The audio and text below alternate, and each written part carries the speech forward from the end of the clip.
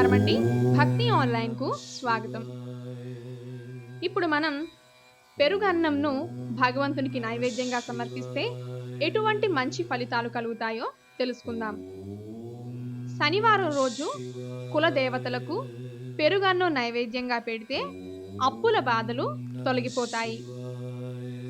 అలానే శుక్రవారం సాయంత్రం మహాలక్ష్మి పూజను చేసి పెరుగన్నాన్ని నైవేద్యంగా పెట్టి ఆ పెరుగన్న ప్రసాదమును ఇంట్లో అందరూ తింటే మీ ఇంట్లో ధనం వృద్ధి అవుతుంది.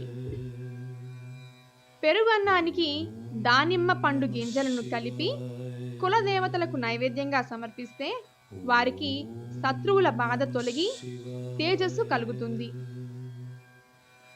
పెరుగన్నంలో తేనె వేసి శ్రీ విష్ణు సహస్రనామం, లక్ష్మీ సహస్రనామం పఠిస్తూ పూజ చేసి ఎవరైనా దంపతులకు ఆ పెరుగన్నాన్ని దానం చేస్తే మీకు ఉన్న అన్ని రోగబాధలు తొలగిపోతాయి.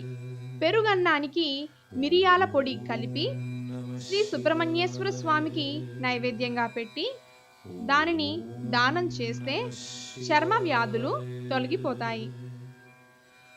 పెరుగన్నానికి ఎండు ఖర్జూరాన్ని కలిపి కులదేవతలకు నైవేద్యంగా సమర్పిస్తే వారికి ఎప్పుడూ డబ్బుకు సమస్య ఉండదు. అలానే వచ్చే భాగంలో మనం బెల్లంతో చేసిన అన్నంను భగవంతునికి నైవేద్యంగా సమర్పిస్తే ఎటువంటి ఫలితాలు కలుగుతాయో తెలుసుకుందాం. Thanks for watching this video. Please don't forget to subscribe. Thank you.